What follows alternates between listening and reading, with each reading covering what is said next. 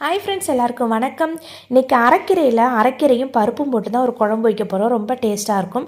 அது கீரையை நல்லா சுத்தம் பண்ணிக்கிட்டேன். இதுக்கு சிறுபருப்பு இல்லை அப்படின்னாக்கா துவரம்பருப்பு எதுனாலும் சேர்த்துக்கலாம். நான் சிறுபருப்பு தான் சேர்த்துருக்கேன்.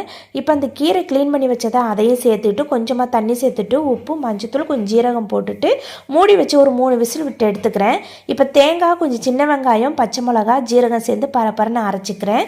இப்போ கடுகு, உளுந்தம்பருப்பு, சின்ன வெங்காயம் நிறையா போட்டுட்டு கருவேப்பிலையும் போட்டுட்டு நல்லா வதக்கிட்டு இப்போ அரைச்சி வச்சு அந்த தேங்காயும் போட்டுட்டு நல்லா கிளறி விட்டுட்டு 2 தக்காளி அரைச்சிருக்கேன், அதையும் சேர்த்து நல்லா மிக்ஸ் பண்ணிக்கலாம். மிக்ஸ் பண்ணிவிட்டு இப்போ வேக வச்சு அந்த கீரையை நல்லா மத்து வச்சு கடைஞ்சிக்கிறேன்.